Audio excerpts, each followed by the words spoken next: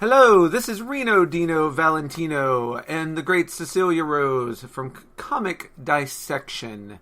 And we are here with the most special of specialist announcements. We are actually going to be at our very first con ever. Yay! As people with a table. I mean, both have been to cons before. Yes. I was afraid we were going to lose some nerd cred there. But no, Animazement was amazing. Yes, this is our first... This is better to say this is the first con for the podcast. Yes. June 2nd through 4th, Con Carolinas, which is the longest running sci-fi and fantasy con, will be at the Hilton at Charlotte University Place. And on Saturday, yours truly, and Cecilia truly, will be there. So, if you are fans of the podcast, or if you're just going to be at the convention anyways. Yes. Although if you're not fans, I have no idea how you're hearing this blurb. But Hey. However you've Come get a sticker, man. However you've come across it, we'll be handing out stickers and business cards, and we're going to have a drawing for some graphic novels. Some we've done on the show, some we will do on the show, some we haven't, and may never do on the show. But, hey, if there's one thing I hope you've learned with Comic Dissection, is that every comic's worth a read at least once. And we'll give you a whole stack of them just for showing up. We're going to have a drawing at the end of the day. And if you want to win, you got to play. Or at least show up at our table. So yeah, June 3rd. Come on by. Say hi. Don't leave us hanging. This is kind of our first date. Fucking show up, alright? And obviously, if you have children, they're also welcome if they can tolerate cursing, pro-LGBT messages, violence, anti-cop propaganda, and the like. All the things that being a leftist entails. Yeah. You know? If you're a leftist and you don't find curse words offensive, yeah, bring the kids along. It's good family fun. Otherwise, please don't add us. Yeah. You're responsible for your children. Yes. I can barely take care of myself. I certainly can't take care of your kids. Not the babysitting table. No. Also, if you bring... I have no idea if you can have pets here, but if you bring a rabbit to this con, bring it by the table. I want to pet a rabbit. I don't know. It's just a thing I've been thinking about lately. All right. That was so random. It is, but I would love to pet a rabbit at the con and maybe get a picture with it. And like a little... I'd call him You're Peter. going to have some weird furry cosplayer come up to you and... Fine. Absolute furries, welcome. All welcome.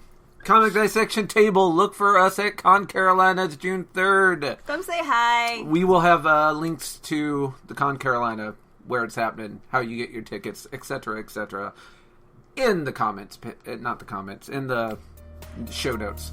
So please, come out, say hi, goodbye. Bye-bye.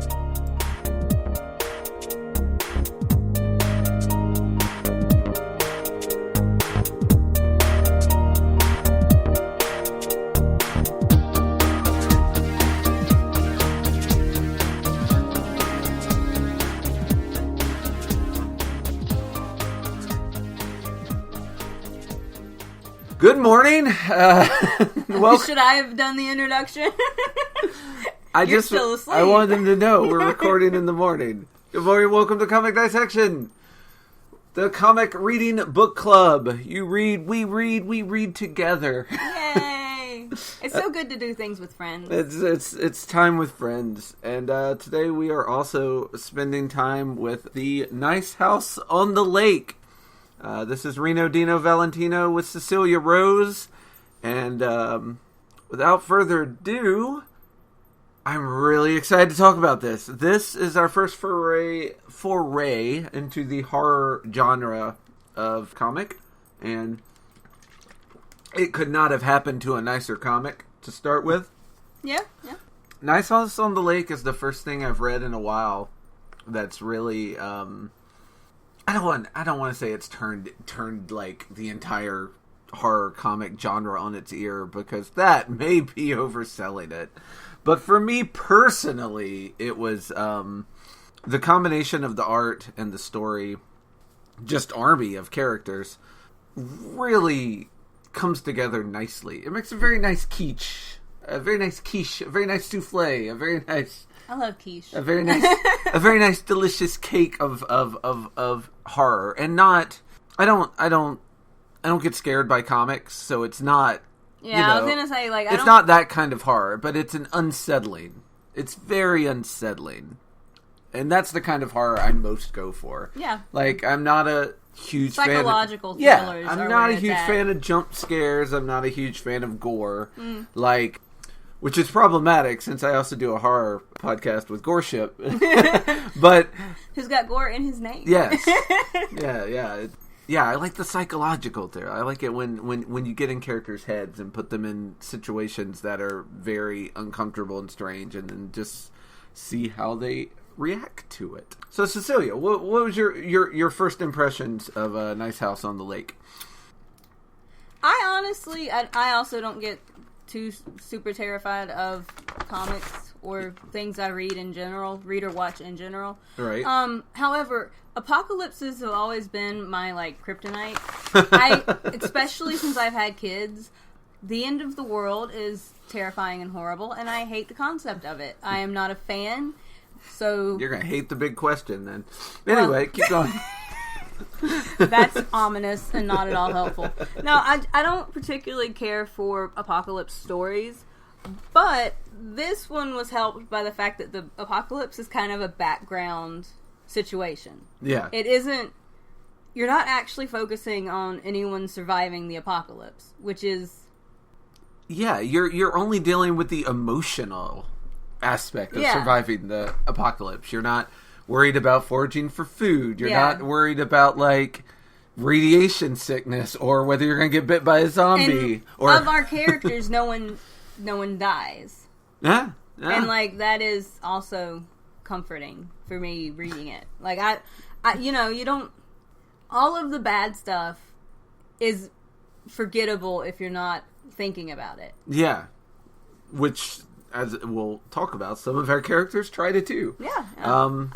Yeah. Yeah, but Nice House on the Lake, it's a DC Black Label. Black Label is DC's quote-unquote adult label. It's not for kids comics. And that doesn't mean porn as much as you'd hope. But it's still, there's a lot of good stuff out there under the DC Black Label.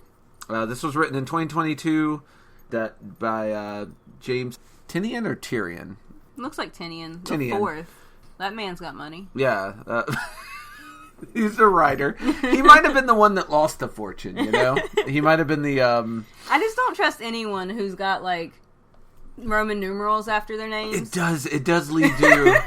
And I don't think that's fair. I think we have English kings to blame for that. I don't think it's fair, but it is there. Well, I'm more judging the parents because, can you not think of another name? With this, why are we 4 down of this poor person having the same name as his grandfather? This is pathetic. They're they go through a baby book. They're just hours and hours, and then they're like, I don't know, James again. It's none of these are really jumping out. It's you could name that kid Reno. You went with James. Alvaro Martinez is the artist, and we're going to be talking a lot about the art style in this because I fucking love it. Yeah. And the Jordi Belair, or Bellery. Belair? No, I think the Fresh Prince is Belair. I think this is Belair. It looks like Belair. I think this is also Belair. Yeah. Yeah. Although I wish it was Bellery now that I'm thinking about it. Anyway, that's the colorist, and we're also going to talk about that a lot because the use of color in this it's very well done. It's very unique to comics, at least my exposure to comics. They do a lot of stuff with blues and oranges that I'm a very big fan of, but we'll get there. When we get to those panels, we'll get to those panels. Yeah, without further ado, let's get to those panels. Let's go to the Nice House on the Lake, which is a deceptively it may be deceptively titled, but I feel like that cover with the lady undoes it. Yeah, the lady floating in the pile of bones is a hint that this isn't going to be a nice house on the lake. With an extremely nice house on the lake in the background. Yep. That you can see in the dark. You just kind of some light from it. And by the way, we're reading this from the first 6 issues from the volume 1 of the graphic novel. Just so you know. Just so you know where we're getting our information from. And if you're following along in your papers, that is how you shall do it. So yeah, we open up at issue 1 with Ryan, one of our housemates. And you're immediately, or I was immediately sucked in because you kind of get this Mad Max version of Ryan who's like sitting on the steps of, well, you don't know where, but there's like fire in the background and this weird symbol. And Ryan is calmly talking and telling you a story about how Ryan met Walter. Yep. And the first impression of Walter that Ryan got. Oh yeah, we were just at the bar and it was fine and Walter seemed like a good guy. I took a note of this one because she's talking about how it was like he was flirting with her but pretending not to flirt with her or whatever. Yeah. And like, hashtag done that. Here's the thing. I don't know how, when you're in a bar, you do anything else. If you see someone that you want to flirt with, you have to flirt while not flirting. Yeah. Well, I mean, I think it was more of her not acknowledging the flirting. Like, I've done that. Men are tricky, and so sometimes it's better to pretend like you're not picking up on the signals. And yeah. I also like that the first picture you get of Walter, he's half hidden in shadows. Like he's almost always wearing glasses when you see him. I think he's always wearing glasses when you see him, and they're reflective so that you never see his eyes, which I think is a very intentional choice by the artist. And in his very first picture, it's like you can only see half his glasses and half his face because the other half is hidden in shadow. And the first thing he says to her is, "How do you think the world will end?"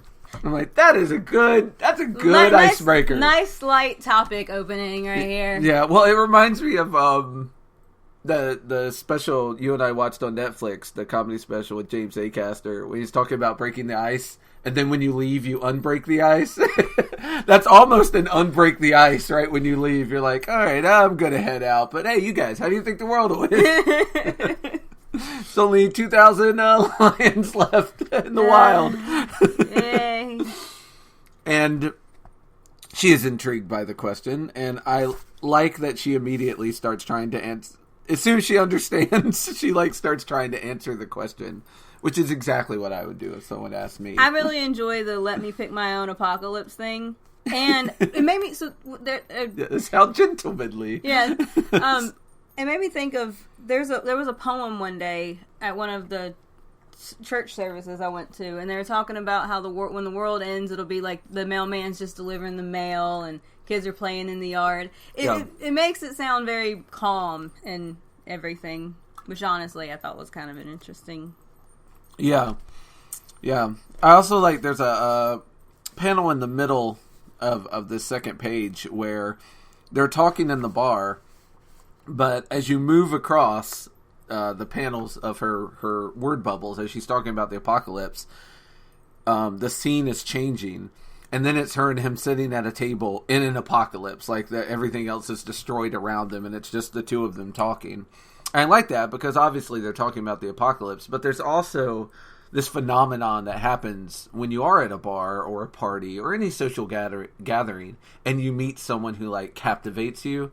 And everyone else just is gone. It's just the two of you talking in this situation. And I love this the representation of that and how it can be both a good thing and a bad thing. They're in the fucking apocalypse just having a chit chat. But yeah. And I also like how she says, "Oh fuck, I'm an optimist. Don't tell anyone, it'll ruin my fucking allure." Ryan likes cussing. Which is probably one of the reasons why I like Ryan. Yes. And Ryan is our artist, which everyone will eventually get a label because they're all invited to this house, which we're coming to right now. Because Ryan is... Yeah, everyone gets a symbol, a job, and a cluster reference, which is where Walter met them. Yeah. So, Ryan's talking, and you see this beautiful scene of Ryan walking through the forest, and there's all these weird symbols around, and there's fire and rain, and you don't know where Ryan is, but you're like, Jesus Christ, this place looks like shit. Yeah. Yeah, but it looks like an alien world. It's very strange. And then we're taken to the inbox where you get Walter has sent group email to everyone trying to get everyone to come away for the weekend. Yep. To this beautiful place that I would absolutely definitely go to. Honestly, because they all get to the house. Yeah. And the next page, and then they start the next page is a nice, but yeah, they get to the house. Honestly, I found this part confusing. Yeah. Where you are referencing the people by like a symbol and a job title. Yeah, that I found a little irritating. I had to like. The first time I read this, I actually had to, and I had to do it again here. I had to make a list of every person and what their job was. Yeah. So that I could keep them all separate, because you end up having 10 people. Yeah. I mean, if you count Walter and a mysterious person we'll talk about later, 12. But yeah, you got a lot of folks you got to keep track of. But the first thing they do when they get in the house is complain about it, and I actually wrote down, do they actually hate the house, or are they just hipsters? Like, the house looks nice. The house looks very nice. I love that, that Sam wants to burn the place down. That kind of made me love Sam. We meet Nora, who is the writer. Nora used to be, it does not say here. Nora is trans. But Nora is trans. Which yay for trans representation. Yes, and Walter, who we assume is writing these notes about the characters, wrote name and gender revised 5 years ago. And that's your introduction. That's do they actually dead name Nora, or they do, but only because they go back. They have flashbacks. Yeah, that's right. Nora is not yet Nora at that time. Nora's name then, which is why I think they do give Nora's name, because I think it confused me at first. Who is this random person? Yeah, exactly. Nora's the writer and likes to smoke, and is from the high school cluster. I like the way Walter organizes people into clusters. It kind of shows his how he views things in sort of an alien nature. Yeah, you would never be like, oh, that's from my work cluster. That sounds more like a hive bee thing, than a human thing. Is it not a little? I don't know. I didn't find that weird. Oh, I've never used the term cluster. I don't know if I've ever used the term cluster, but I definitely think of people as oh, this is a work friend, as opposed to and my best friend Sammy and I have been friends. She's she's my high school friend. We've been best friends since. So from your high school cluster. I mean, I guess it's the word cluster. Cluster's the a thing weird that's way throwing me off. Yeah. To examine it, but I didn't think it was that weird to have I've known I've known this person since high school, kind of. Yeah. I like the house. The house is wonderful, and as it's meant to be. The house is just amazing. You get a half-page spread of the house, and there's a piano, bookshelves everywhere, a lot of windows, a lot of space, huge kitchen. Everything you could ask for, except that you've got a roommate.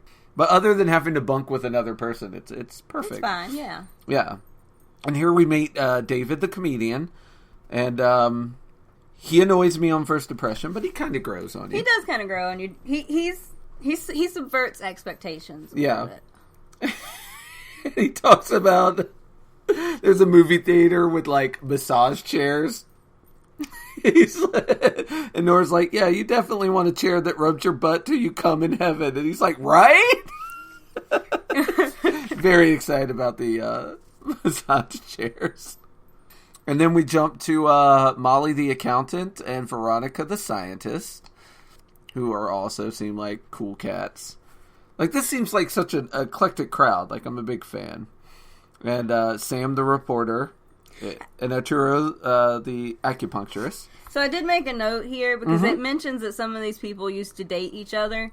And the first hint that something's not quite right with Walter for me was the fact that of the 5 people introduced on the first few pages, 4 of them are exes who used to be in relationships and weren't entirely aware of the fact that the other person would be bringing up their partner. Yeah, well, he straight up said he was keeping the guest list a secret. Yeah, and I'm like, at the very, they don't really say a whole bunch about Walter at the start. So at the very least, Walter wanted some motherfucking drama, because he straight up invites exes and their new partners, or at the very least he's oblivious anyone of other people's feelings. He's like, these are the people I like best, these are the people I want, and at no point thinking like, every one of these people used to have sex with at least one of these other people. This may not end well. Yeah. No reflective capabilities. Yeah, and I really like Sam and Arturo. They're a very cute couple, and I like where Sam's like, I just want to know if we need to burn this place down before we leave, because he's looking to see who owns the house. And he's like, yeah, if it's an asshole, I want to burn it down before we go. And I was like, well, okay. I love Sam. Yeah, I wrote down quite a few times in this thing, I am Sam, Sam I am. Like, the way he reacts to certain parts of this, I'm like, yeah, that is probably the thing that I would do. Yeah, facts. And then we meet the consultant, who is Sarah. She seems like addicted to work. Like, she's like smoking on her laptop and unable to not be. And Naya, the doctor, and Rick, the pianist. They're the beautiful couple. Like, they look. that's their thing. Yeah, it's like, they're mommy and daddy on this island. Yeah, they're also kind of the adults of the group. And then Walter shows up. Man, very unobtrusively. Mm-hmm. Like, he just comes in with some groceries. And it's like, hey, let's get them steaks started. Let's just pop these on the grill and have a fun time. Yeah. And his second email mentions 12 guests, which we've only met 11. So just a little thing to keep in mind. And it also mentions that he's given everyone nicknames so that no one knows who's on the final guest list. I honestly didn't catch that thing about 12 guests and only 11, because at some point they mentioned that some of the people he emailed didn't come. Yeah. So I assumed that. Yeah. But this was supposed to be the final crew. Yeah. There were supposed to be 12.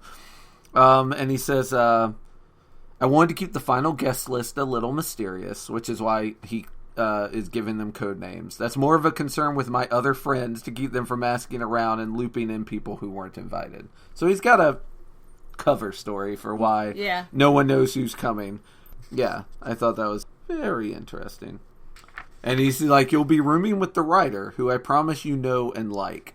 Which, at that juncture, I'm kind of like, man, that would be a hard invitation for me to accept. Like, trusting somebody to be like, oh, I'm rooming you with someone. I'm not going to tell you who it is, but you're going to be okay with it. I'm like, do you know me well enough to know who I'm okay with? I'm not okay with being in that close proximity with. It's a short list. It's a small number. It is. And then we have a nice little party. Yeah. And I like the way they do this. It's a whole 2-page spread. Mm-hmm. And basically, there's like word bubbles, but there's nothing. It's scribble in them with just an occasional word, like constellation, underwear, or politics, or constellations. So you get a very loose understanding. It's basically every party ever. People are huddled around, different people talking to different people about different things. Yeah, and this is another. They're out at the pool and it's nighttime, and this is like the beginning of this use of color that they do through the whole thing that I really dig. Like, everything's blue, everything's calm.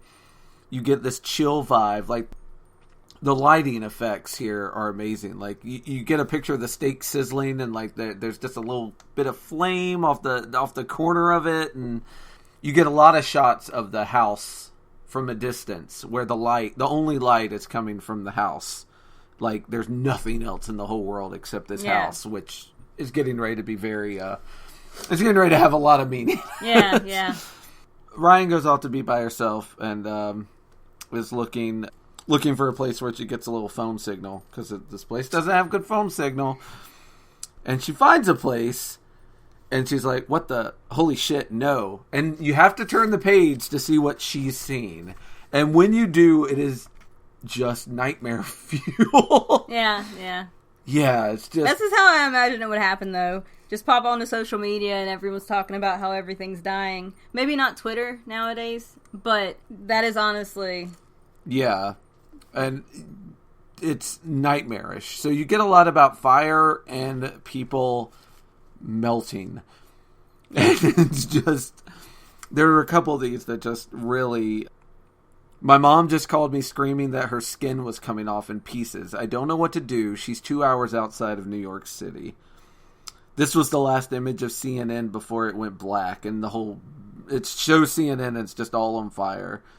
This is all fake. This is just some kind of promotion for a dumb movie. I guarantee in like 10 minutes we're going to see Superman show up and fix it.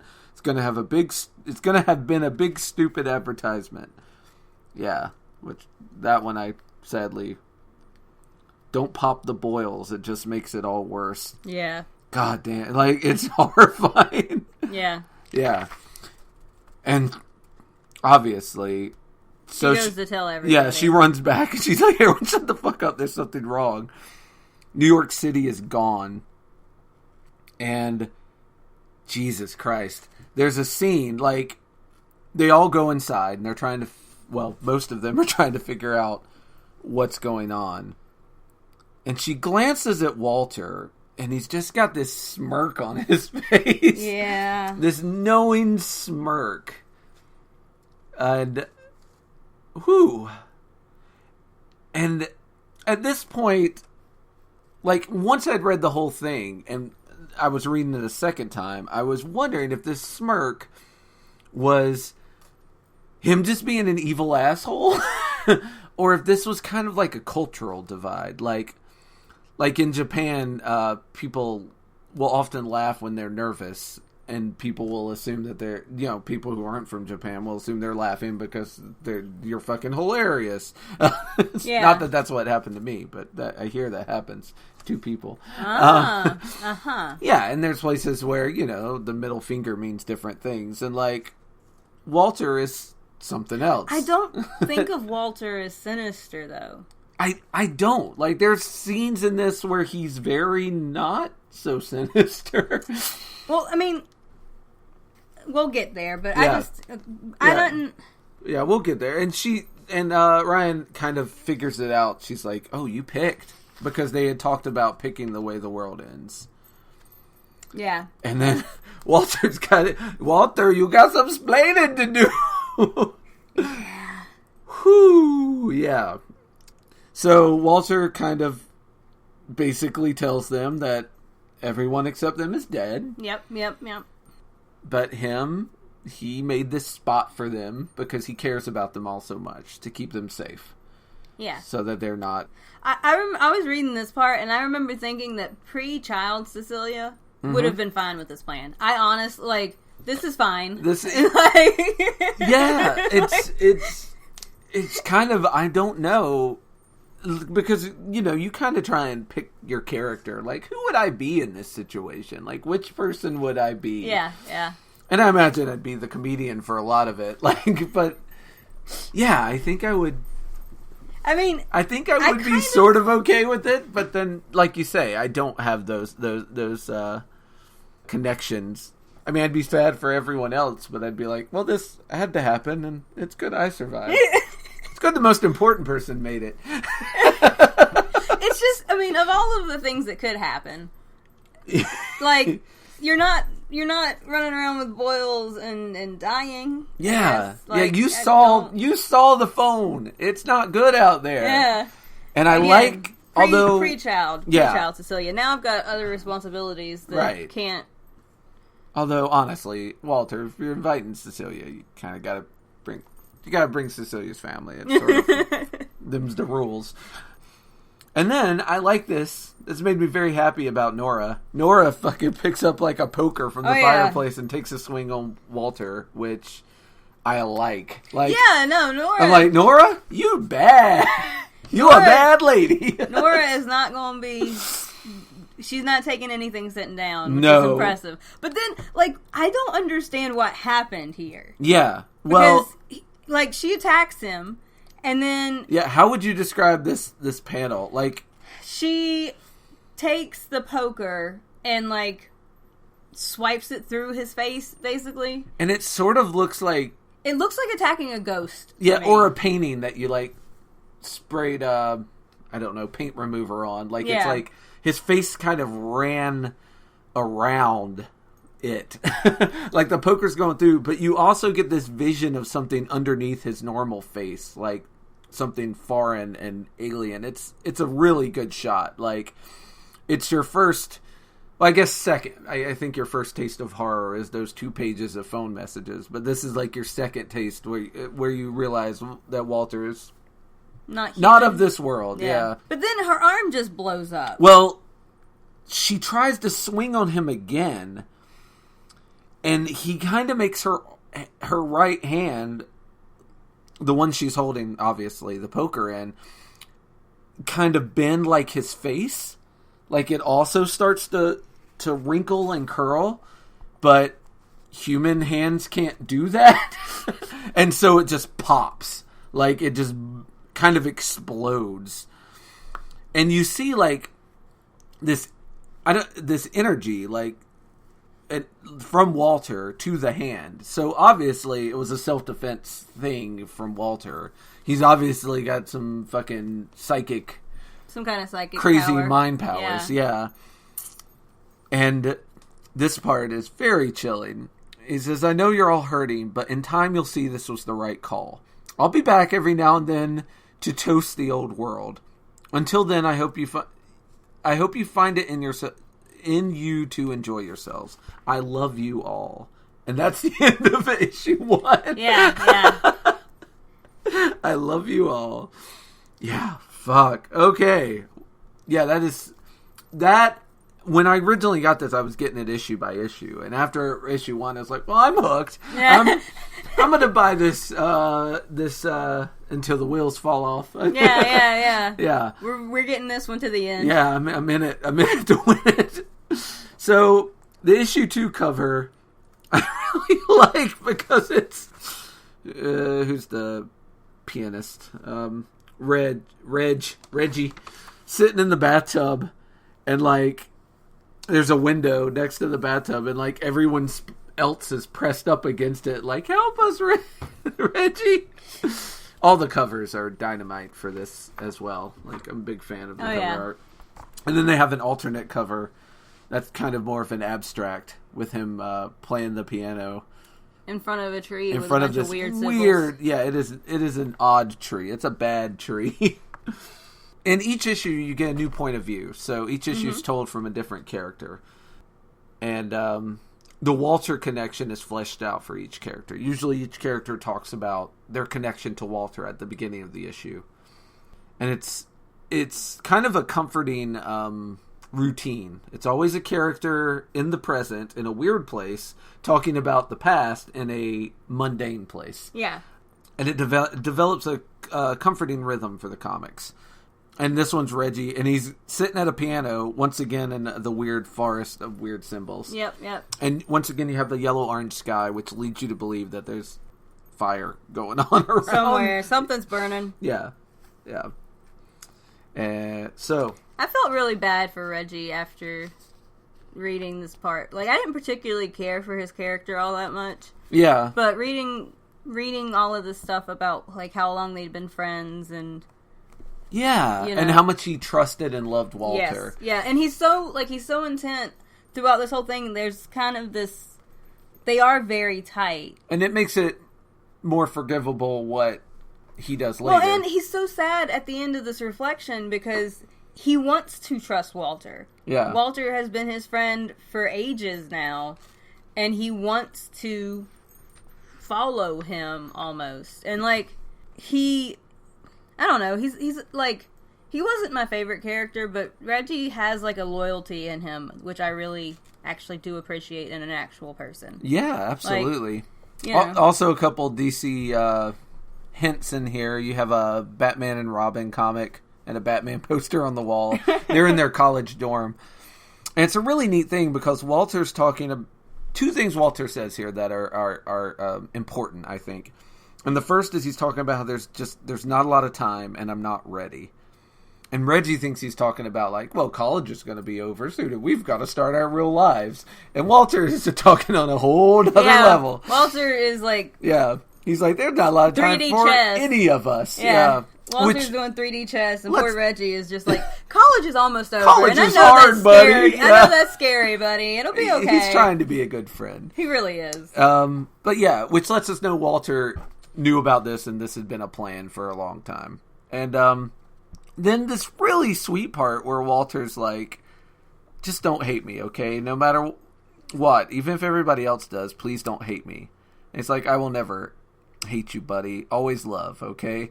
Okay. And I'm like, yeah. Walter like and Reggie. Reggie. There's a loyalty to Reggie, which I do really appreciate. Like, I don't like Reggie in the adult scenes, but there is a certain amount of loyalty to him, which is nice. Yeah, we all knew he loved us. It was practically a joke in our group, our friends. Like, he kept bringing all of these stray dogs home, and he promised to love each of us equally. Yeah, I feel like at this point I was kind of the opinion that Walter is like an alien who seems to have fallen in love with some people. Like, he made a tight-knit group of friends that he cared about above everyone else. And, like... Which I don't think was part of the assignment. Like, whatever, you know, like, if you're going to end the world, you don't make friends with the world. Like, that's the thing you're ending.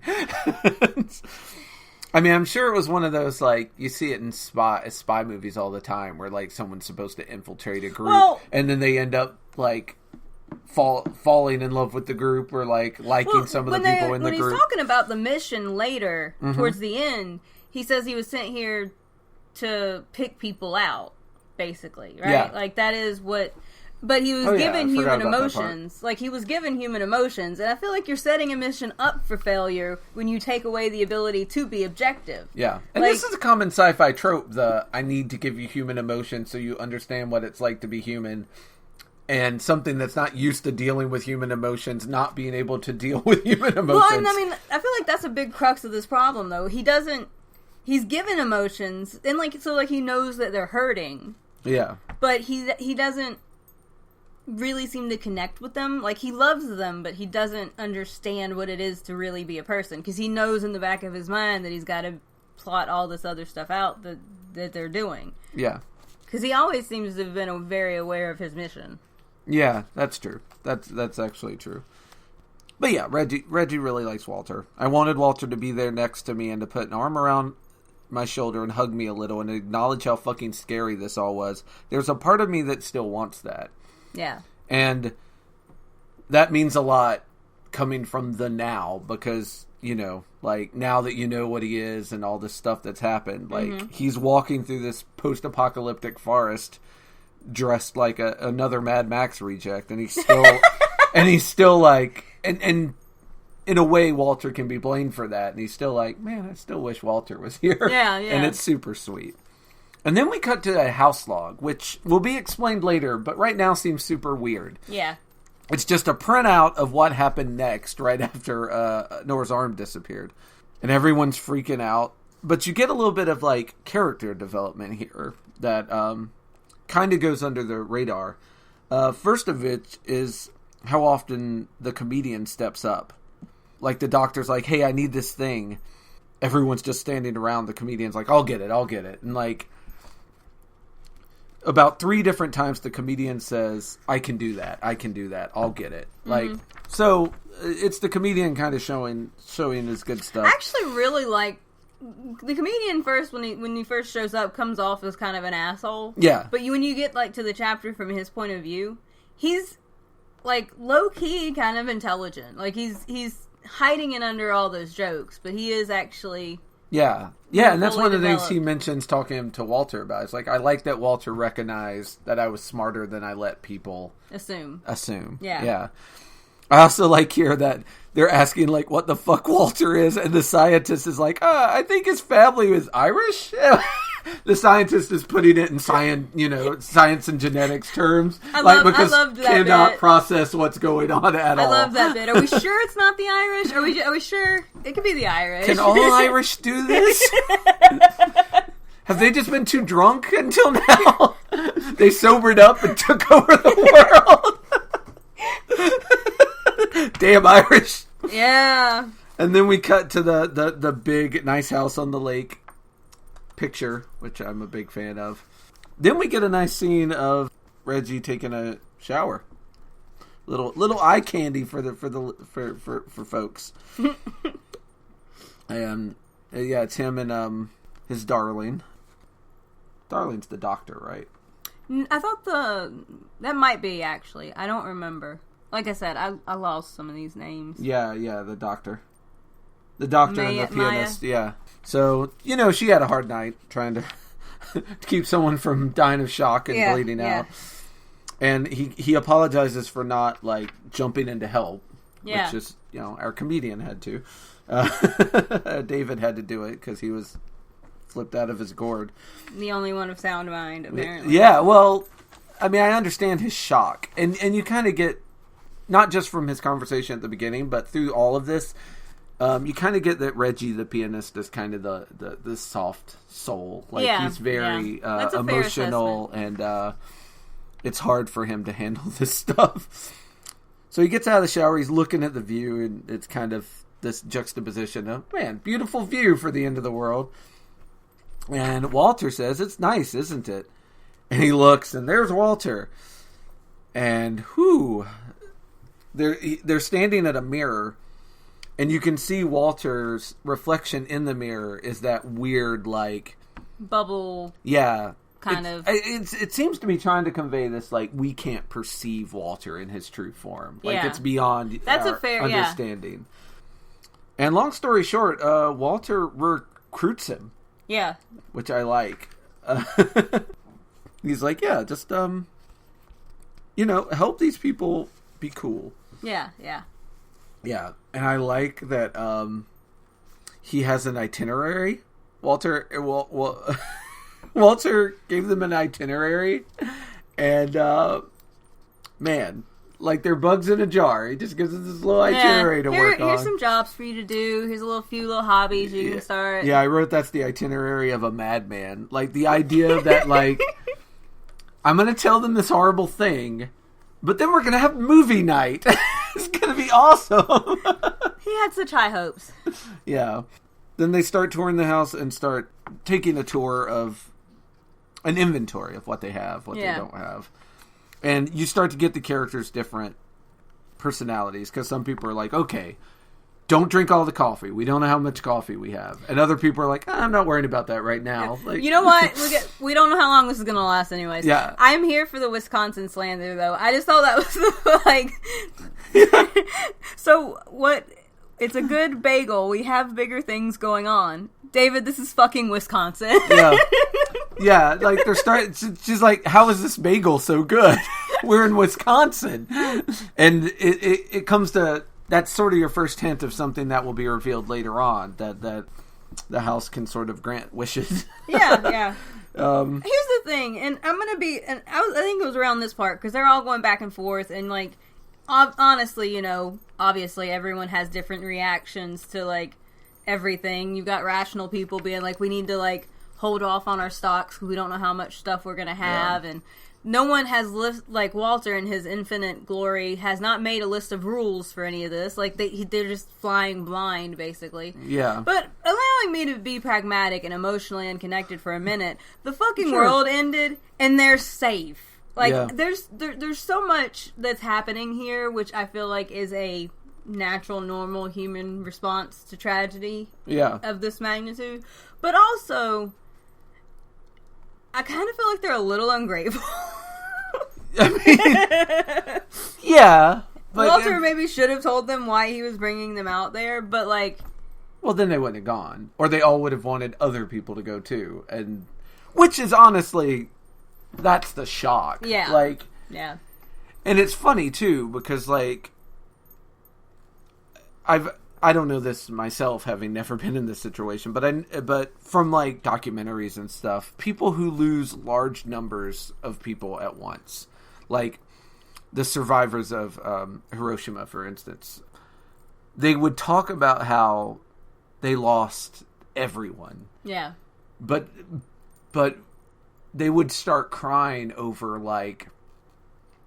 someone who worked next to them in the fields that they only said 3 words to, not their brother or not their sister or mother or wife. Like, it's weird who you miss. Like, if everyone disappeared all at once, you're going to miss the obvious people, but there's also going to be little tiny that barista that always gave you that cute little smile when you came in and got your coffee. Like, yeah. Well, and I also feel like they're going through shock at the moment. I'm kind of a little slack. So I said emotionally unconnected and pragmatic. I was just observing this from a completely emotionally emotionally unconnected type of view. Yeah, I know. I'm giving you a hard time. Well, it was the first, like, because I understand their reactions, and, you know, if you're dealing with a big trauma, sometimes the little things will be the things that make you cry, so I can understand why people would cry over the person that they worked next to for decades. Like Nora and Sarah start thinking about how they have no idea how many cigarettes they have left. Yeah. Like you say, it's the little things. Look, everything sucks. I need my coffee. Yeah. At this point, I'm going to smoke through my entire pack one day in this purgatory.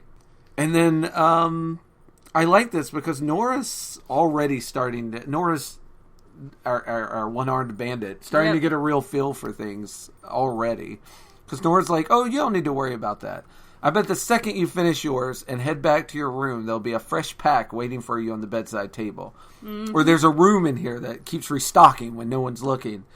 Or if he's a real asshole, we'll find a whole field of tobacco and we'll need to dry it out ourselves and start smoking it in pipes.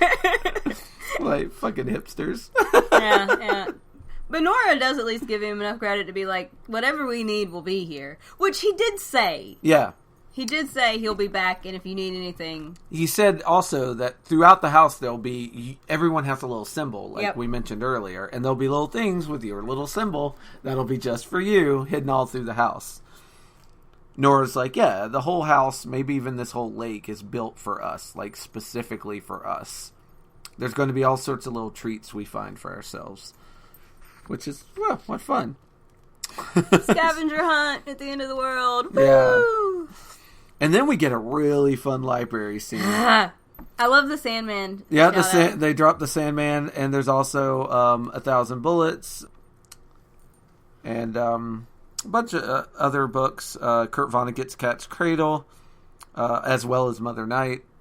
Just a well-stocked library is my idea of having one. This was fun. But it's also very funny because it's... This whole fucking shelf is books and comics that he told me to read going back to when we were teenagers. I would do that. If I was putting my friends at the end of the world, I'm going to stock the library with shit I think they ought to be reading.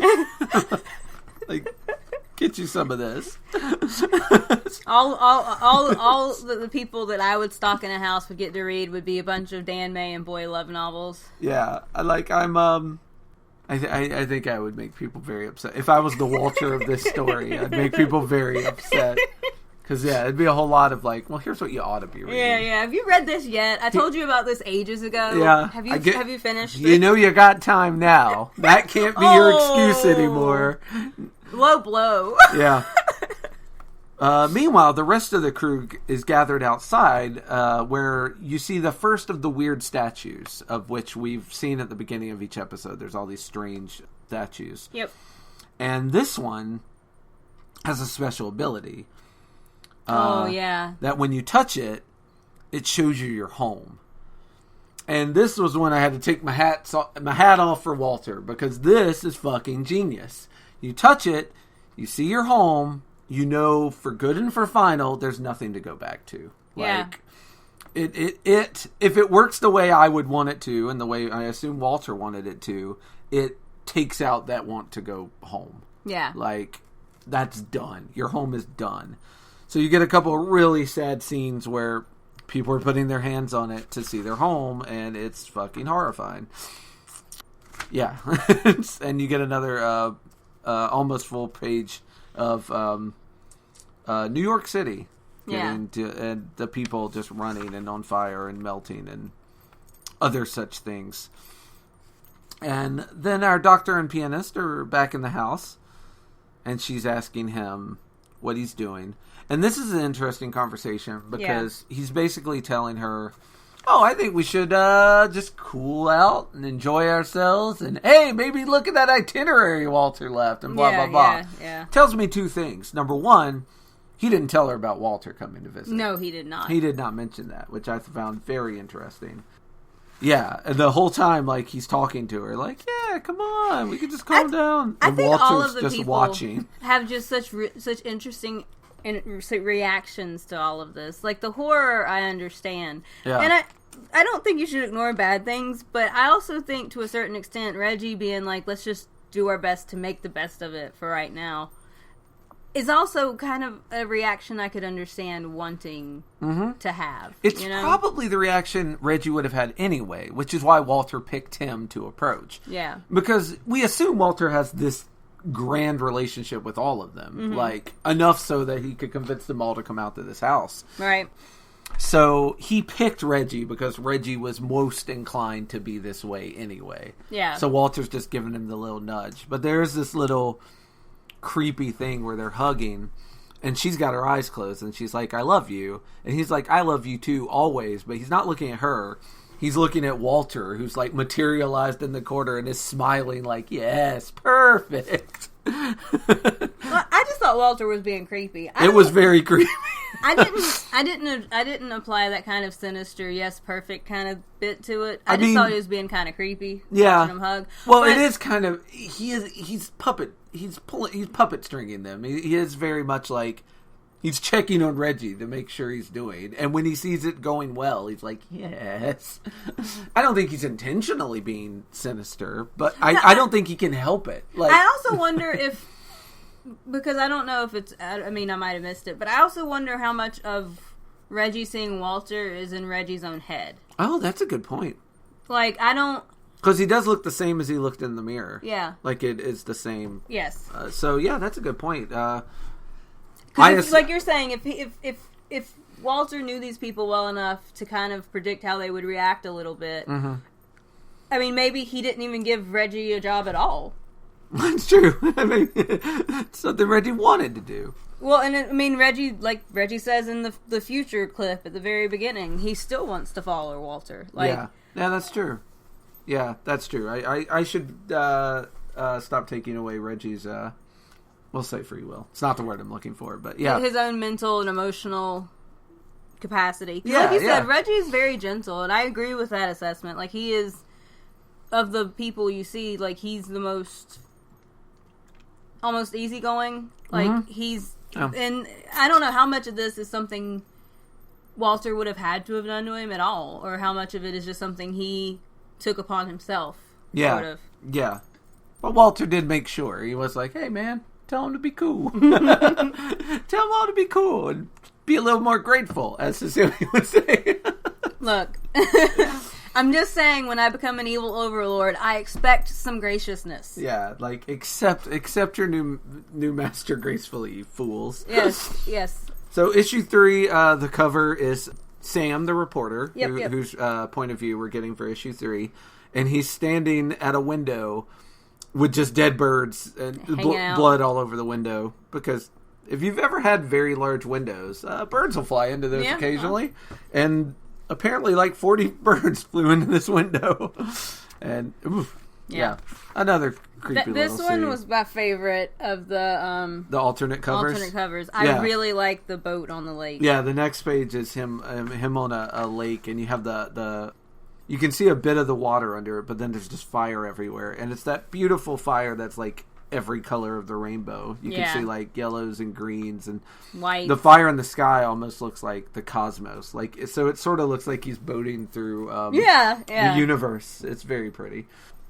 So Sam, his story opens. He is on a boat and he is in the water, but you still have that orange apocalyptic light. Mm-hmm. And he's talking about Walter being the first person he came out to. Yeah, that he was gay. So once again, you see that Walter and their relationships are just... Walter was not just a passing person, and he was a serious member of every one of their lives. Like, they were really close. And someone says, and I really like this, it said, when Walter felt most out of control in his own life, he'd meddle in ours. Which I think is... Yeah, it's very apropos of him meddling in their lives in this way at the end of the world. It is true. Walter's consistent, at least. Yeah, absolutely. And you start to get mentions of Reg, or Reggie. You don't know much else about him, but his name keeps coming up in issue 3. Something to keep in mind. Yes, take note. Yeah. And we get another... we get Sam and Walter in a text conversation where Sam's trying to decide if he wants to come to the party or not. Can you at least tell me whether Reg is coming? And Walter says, I'm working on it. And that's the end of the conversation. Of all the characters, Sam is the one I relate to the most. Yeah. Yeah. I like him because he's...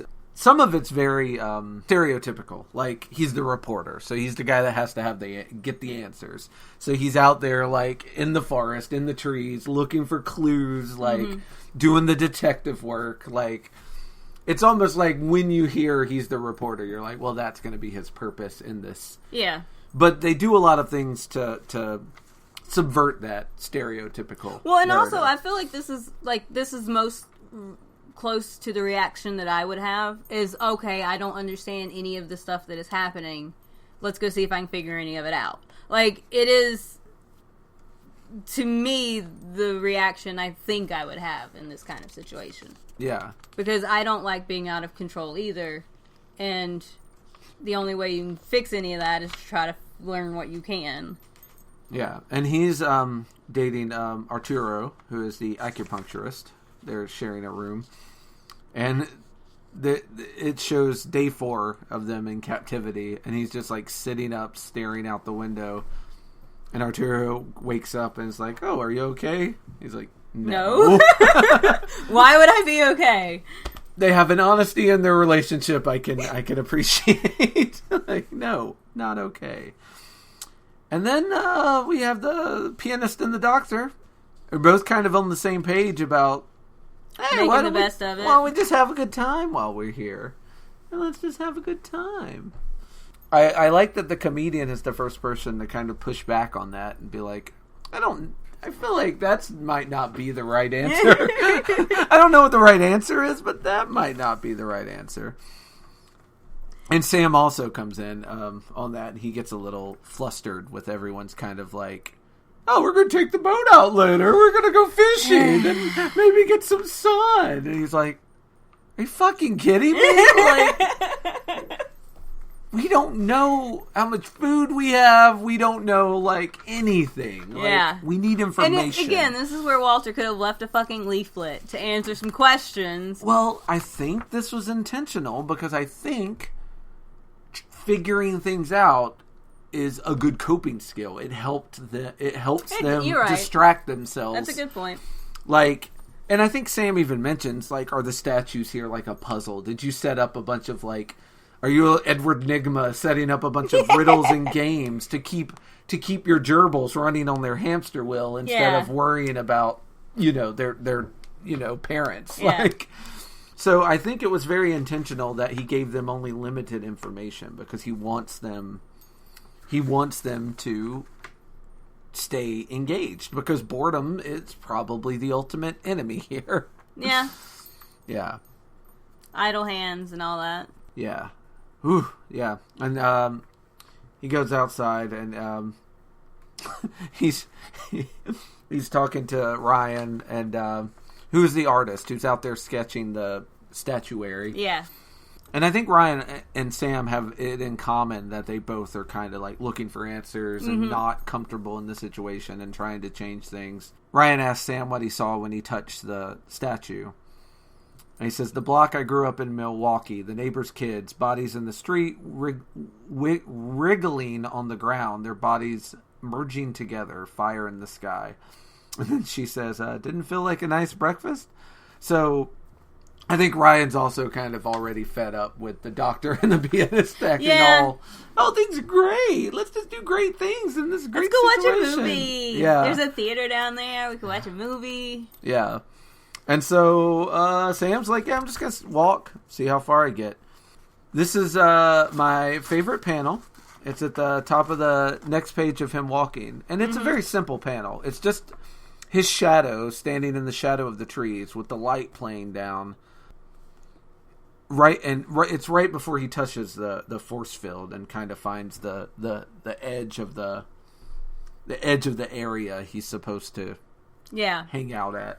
Yeah, he's literally like one of the people running the mug along the the jail cell. Yeah, that's a very good analogy. Yeah, he ends up picking up a stick and he's checking the perimeter to see how much space they have. Yeah. But there's nothing special about the panel except I just love the look of it. And obviously the people that did the thing did too, because it's the very first thing you see when you open the graphic novel. It's that panel. It's a beautiful panel. It's just a beautiful nature panel. It's very isolationist and shadow on shadow. I dig it. And you see that Walter is, once again, watching. Creep fest. Yeah, he can't help it. He just likes watching. Honestly, don't know if he could not watch, though. Because I think this is his little experiment. You know, like, he has to... I don't think he could give them privacy even if he felt inclined to do it. Yeah, I suppose that's true. Like, depending on how much oversight his overlords have over him and what he's doing and stuff. But everybody else is having a good time on the boat. He's actually out doing his thing. He comes back and he's gets in a fight with Arturo, which makes me sad. Yeah. And it's funny because, like, Sam, again, he wants answers, and Arturo's like, oh, no, come on, why don't we... Go watch a movie. Yeah, why don't we go watch a movie? So you kind of got the two sides forming up. Yeah. Like the battle lines are being drawn. Yeah, take it easy versus get the fuck out of here. This is bullshit. Honestly, though, I understand wanting to understand what's happening, but I think the notion of getting out of here is something that they should probably chuck to the wayside, because you've seen out there. Yeah, you know what's going on out there. Yeah. You can't do anything for out there. Like, I understand wanting to understand what is in here, but leaving seems like a categorically bad idea, man. Yeah. That's a very good... I also would not really be thinking about leaving. But he finds a tunnel that cancels out noise. It's like a tunnel of weird statuary. So, like, there's different statues that do different things. There's all sorts of stuff in the woods. There's an old bridge, a greenhouse. And you can definitely tell, like, the reporter bit really sticks out with his notes and stuff. Yeah, you get, like, 3 pages of his notes with pictures that he's taken. Mm-hmm. And then he finds a staircase with weird statuary, and we would recognize this from issue 1. Yeah. This is the staircase that Ryan was sitting on in issue 1 with all the weird statues. And at the top of this staircase is the obelisk from 2001: A Space Odyssey. Or a Borg ship. It's this big black, just stone. Weird... Well, yeah, who knows what it's made of. It's this weird squared off, featureless black thing. Like a 3-story building with... it's Elon Musk's house. It's very, very, very musky. But yeah, he's at the top, like in front of it, there's a kind of a map of the house with the lake represented by... I can't tell if that's a mirror or if that's like a puddle of water. But like, it's all mapped out. Yeah. To the point that even the lake is represented. And he gets kind of frustrated when he finds the obelisk because he's like, wait, what the fuck is it? Like, yeah. Now he's like, I have more questions and no fucking answers. Yeah, it's nothing's explained. Yeah, it's just like when you're watching a show and they give you just one too many questions without giving you any answers. Yeah. And he just gets flipped out. And he starts beating on the obelisk. He's like, Walter, I know you're in there, you little shit. Come and fight me, bro. It's kind of come out and fight me, or fucking explain yourself. Like, am I supposed to be solving these puzzles for you? Like, what are we doing? What the fucker? What are we doing here? And then he fires a flare into the sky and marches off. Then we get to see inside the obelisk, and it's Reggie, the mysterious 12th guest, and he's beating on the wall, trying to get his attention, and unfortunately does not. And it sort of seems like Sam's given up at the end. He says, I found all I was going to find. So let's go home. Yep. It's very sad. Sam tried so hard too. Yep. Like he was very determined when he set out. Yeah, but he just one question, and I think that's very human nature. Like I like the way that played out, because I think in a lesser comic with worse character development, he would have just kept doing this. Like he's just like, I'm the answer seeker, I'm getting answers, but you reach a limit. Yeah. You reach a limit where everyone you know is dead, and you keep asking questions, and there are no answers. There's no way to get answers. Like, it's a perfectly reasonable response. No, I agree. Yeah. He tried, and then he failed, and then it was like, okay, well... And he quit. Apparently he's not obsessive compulsive, because he could let it go. He let it go. At least for today. Issue 4. Another very cool cover. We have David the comedian in the pool, and it's just garbage everywhere. Like, and he's got a beer in hand. He's got a beer, and he's sitting in this one spot where there's actually, you can still see the water, and there's just everything all around, including something that's on fire on the surface of the water. And he's just looking at the camera like, what? Just having a good time. And then there's a picture of like... Stand up at the end of the world. And then there's a picture of him, like... It looks like he's on the dock at the end of the lake, and, like, something's come... Like, this obelisk thing... Not really an obelisk, more like this 3-clawed spaceship coming out of the water. I don't know what that is. It looks like the Opera House at Sydney. It's Sydney Opera House. It's coming out of the water. That's what he wished for. He's like, I sure would like Sydney Opera House to come out of the water. It was very nice. Yeah, then... Of course, we open with him standing on the end of the dock, and they also dress like post-apocalyptic. One of his legs is all crutched and bandaged up. He's got a walking stick. So, he's seen some shit. Yeah. Not having a great time. Not having a good time. And, of course, he flashes back to when he went Walter, talking about how Walter saw more in him than most people, which I thought I actually really liked this interaction, and... He's talking about Ryan, right? Yes. Yeah, and how he's attracted to her, and they keep going back and forth and all this stuff. Yeah. And he's got very sound logic to be a coward. Mm-hmm. Like, it's better when I pine and still have her in my life, and to get to hang out with her and get to make fun of her dates, and she makes fun of mine. But yeah. It's a stable friend system. I'm not fucking with it. So, like, he knows... He knows it will work. Yeah, of course I'm in love with her. I think I'm a little bit in love with all of my friends, but that's why it's not going to happen. The math of it is all wrong. She tends to date people for like 3 to 6 months, and then she never sees them again. I tend to date people for like 3 to 6 dates, and then never see them again. So the idea being is like, if we never date, we can stay friends, because... Yeah, when I stop dating someone, they disappear from my life, and I like having this person in my life. I wouldn't even call it cowardness. It seems very logical. Yeah, except for all the pining that he's doing. It's great. Only late night at bars. Yeah. And you kind of see why Walter keeps him around too, because he says, you see how things work, don't you? Like, he gets how people operate. He says, what did he actually... He says... Oh, he says... You're usually pretty stupid. He says, of course, I'm always right. Walter says, no, you're usually pretty stupid, but you see how things work, don't you? Then David talks about how he figured out the letter system, which is, again, like, such a good... He's clever. Brilliant. Yeah, David's really clever. And I love this thing. He says, let's see... I want to make sure we have the note system down before we go on. Blah, blah, blah, blah. And sure enough, after a few days of panic, the first box arrived. It was full of fresh food and a notepad.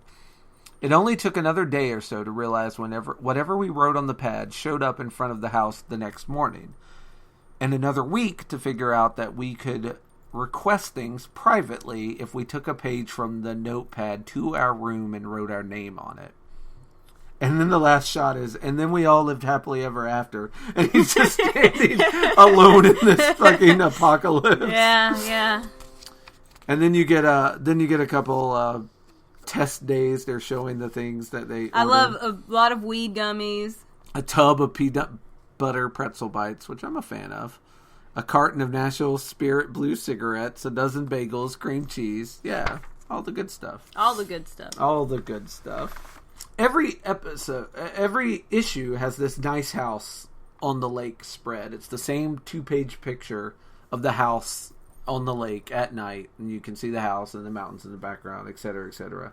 And it's kind of like a show opener. And I even said episode, because I found it very comforting. I liked that they did that, repeated that every time. It was just a little thing that I thought was great.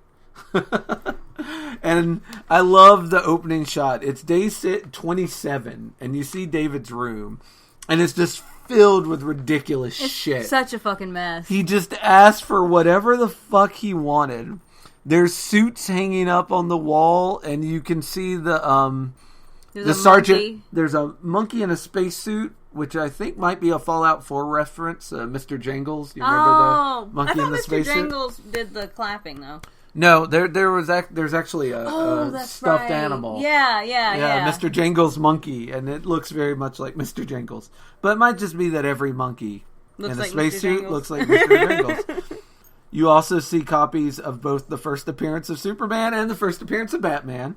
Arcade machine. You see the Sgt. Pepper's outfit from the Beatles cover. He's just going off the rail. There's a guitar, a cello, a violin, a basketball goal, a big screen TV. This is when I most related to David. He's asking for all kinds of random shit. Yeah, and every day he comes out wearing ridiculous different outfits. Get-ups, yeah. A Nerf gun, a set of Rolexes. There's a set of Rolex. There's 4 Rolexes. Yeah, no, he asks for all kinds of random shit. Yeah, and why wouldn't you? I mean, yeah, if you got a personal genie, you might as fucking well, right? Yeah, and he comes out wearing, I don't know. That outfit looks very familiar, but I'm not sure what from. It's probably from a movie. From the way David asks for stuff, I wouldn't be surprised. Yeah, it's probably the outfit that someone wore in the movie. Yeah. Because I don't think any of these are knockoffs. I think they're legit. It's not recreations. And then he's talking about how they should all be nudists now. He's like, come on, we're here forever. We've been here a while. Let's get nude. And he uses the term, hang some dong. He is obsessed with penises. He says, why won't anyone hang some dong with me?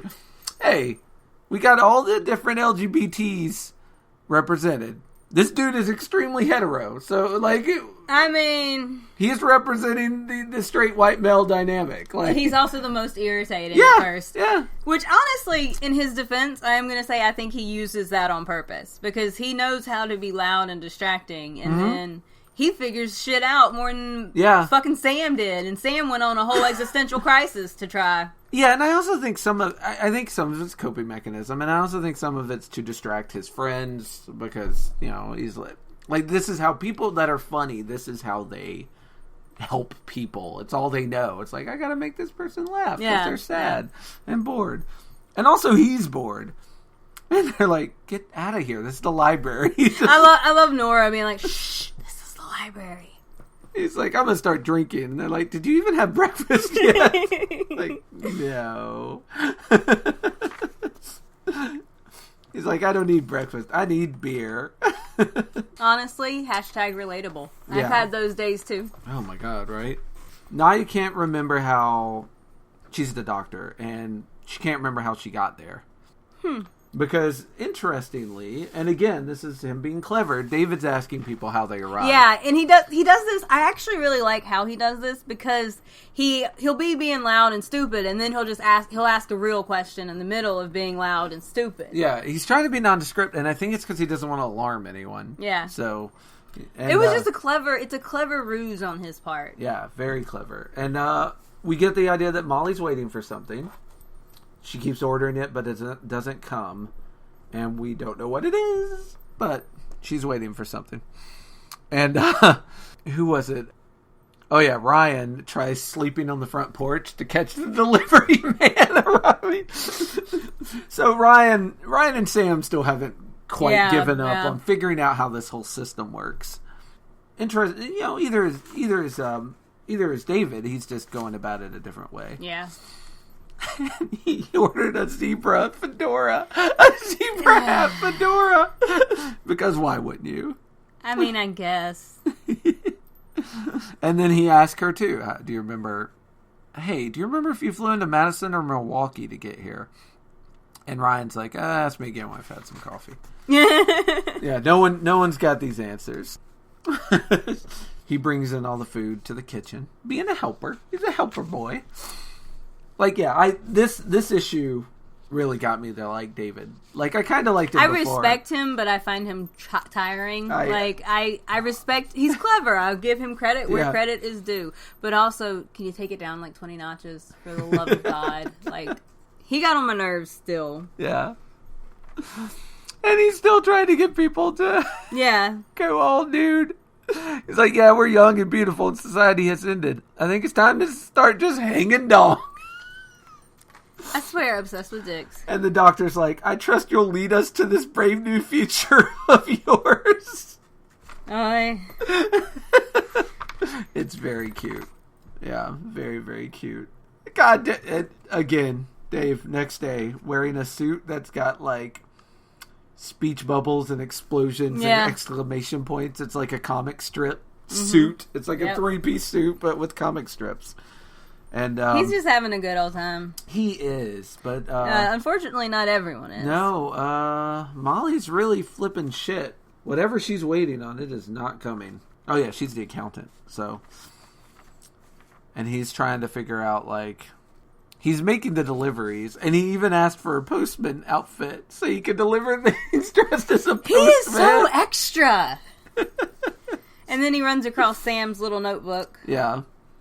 And he's like looking, and he's asking like, wait, what's that weird looking building? And here, we get... I do like his very awesome list of necessary classified information, top secret. Like, this was cute. This was funny. Yeah. Also, just for the record, on day 26, we get a Riddler reference. He wants a suit covered in exclamation points, a suit covered in question marks, a suit covered in smiley faces, a mailman costume, a monkey costume, an astronaut costume, a monkey in an astronaut costume. Yep. Yeah, like, very, very funny. I mean, honestly, that is fair. If the world has ended and you've got a genie, you might as well get all the stupid bullshit you've been wanting. Every Academy Award won by the Lord of the Rings trilogy. Like, why not? Go for it. Yeah. The Oculus VR headset, every kind. Weighted blanket, lighter weighted blanket. Yeah, he didn't like it. It was too weighted. The first one was too heavy. I want the same thing, but like take 10 pounds off of it. Yeah. Another bottle of the most expensive liquor. Hey. Woo. Every piece of clothing Leonardo DiCaprio packed for his last vacation. Viagra. A fleshlight. Don't judge me, bro. Sexy underpants. So he's writing these... Knowing Walter's reading them. Yeah, or at least assuming Walter is reading them. Yeah. He's still talking with Molly, who can't seem to get what she wants. He's like, dude, I get what I want every day. And he's asking for some ridiculous ass bullshit. You have to write it down. Exactly. And this is super sad. Yeah. Yeah, so... She gives him her sheet, and she's like, fucking fine, whatever. Here's what I'm asking for. And day 8, Cam. Day 9, Cameron. Day 10, Cameron Michael Reynolds. Day 11, Cameron Michael Reynolds, with Reynolds underlined. Day 12, my husband, Cameron Michael Reynolds. Day 13, my husband, Cameron Michael Reynolds, alive. Cameron, my mom, my dad, alive. Day 15, give me my fucking husband back, Walter. And then day 21, handgun and bullets. Day 22, enough rope. Day 23, straight razor. Day 24, straight razor. And then every day it just says straight razor. And I got teary-eyed. That was heartbreaking. Yes. It's your first real, like, person mourning over people not there. Yeah. Like, in a real way. Like, in a way that hits home. Man, my heart went out for Molly. Molly's got it rough. And also David. David... comes through. Like, David does come through in like the sweetest way. Like, yeah, man. So he asks for what she needs, basically. Yeah. And he sees Walter. Yeah, and he just straight up tells him, you could have just told us the rules, man. That's what I'm saying. Cecilia. Yeah. You could have said something about, like, what are the rules of this fucking house? But he gets Molly her straight razor. Yeah. Along with some information. Yeah. Yeah. He's like, look, I've been thinking, and I think you're looking for permission. You could have gone into the lake or something otherwise, so you put it in Walter's hands. And I know you're hurting. You hurt so bad, and you just want to stop. And you want permission to do it, so you know it's not selfish or bad or anything like that. But I think we're kind of beyond selfish and bad. I think it's totally natural to want to stop and get that. Ronnie isn't going to tell you that. That's natural because she's scared to death of losing you. I want to tell you that everything you're feeling is natural, and wanting a way out is natural. Wanting a choice is natural. Mm-hmm. But there's nothing natural about this place. And Walter isn't going to give any of us permission you're looking for. And that should make you so fucking angry that makes you want to stick it out just to help us figure out how to stick it to him. So David's planning on long-term revenge. Yeah. And he also says, I want to show you something I figured out last night, but I'm going to need that straight razor in order to do it. Yep. So, everyone else is having dinner, and then David and Molly show up. And David's covered in blood. Yeah. Yeah. And he's like, hey, here's something fun. We can't die. He won't let us. So we have to learn how to live. Which, and at that point, I was completely in love with David. I was like, David, God damn it, you magnificent bastard. Yeah, yeah. Yeah. David is smart. Again. Yeah, and he's also a showman. He slit his throat in front of everyone. Yeah, he slit his throat in front of everyone at dinner. So, issue 5, Veronica, the scientist. And we get a picture of her on the balcony at the house on the lake. Who would have thought? And there's like a meteor shower happening behind her. Her cover is actually the closest to, this doesn't look so bad. Yeah, it's true. And then you get the next one. You get kind of like almost a steampunk version of her. Yeah. With her astrolabe kind of and the constellations? Constellations. The constellations up in the sky. Yeah, and then she talks about Nora, Walter, and Reg. So we get another reference to Reggie, the person who's stuck in the obelisk, and how they were inseparable, and how Reggie forced her and Walter to start, Veronica and Walter to start talking. Yeah, yeah. And Walter, you get a nice little bit of his possessiveness and selfishness about his friends. He's like, because he was giving Veronica the cold shoulder, kind of being a little mean to her, and not even intentionally, but once he's called out on it, in Walter's defense, he's like, all right, I was being a fucking weirdo, I'm sorry. Well, there's probably a limit to how many people he can protect, and I honestly feel like if Walter came, like obviously Walter comes to care for her, so he's probably being a bit of a dick because what if he couldn't take her? Yeah, he says, I don't know you, and there are only so many people, ... Yeah, I feel like there was probably a number. Yeah. And then, it gets revealed who he reveals who he is to her, but then he erases her memory so that she doesn't remember that he did that. She does not have a good reaction to this revelation. Yeah. Yeah, because, she's a space lady. Instead, he asks her about the stars. Yeah, which I like. Norton tells me you like stars. Tell me about the stars. And that's something Walter does with everyone. He's like, you have a passion? Tell me about your passion. Yeah. Give it to me. Yeah. This one is interesting because the last panel with her, she says, anyway, I guess that's why I'm still here. It shows what appears to be the nice house on the lake. Just in flames. So, up until this point, you've seen the results of the fire. You've seen the orange glow everywhere. But now you see that it's actually the house that's on fire.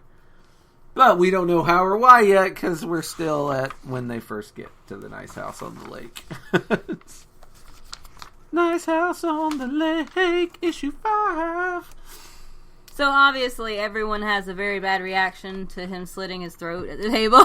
Yeah, but I do like this. I like that they start making plans here. Like they finally feel proactive. Yeah, and it takes them about a month to get to the point where they're like, okay. Yeah. What was it? There's something that one of the chicks gets all upset. It might be when someone says something about Sam's notebook or something.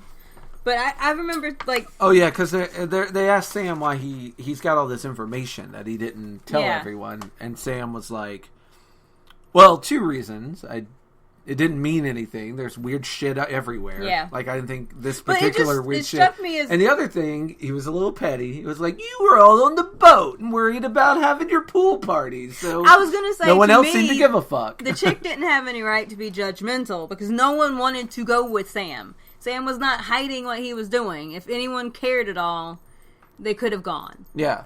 So we're kind of assuming that because he had this malicious intent towards everyone else, that he has malicious intent for us. But the evidence suggests the opposite. He saved us from the end of the world and put us into a beautiful heaven where we can't get hurt or die.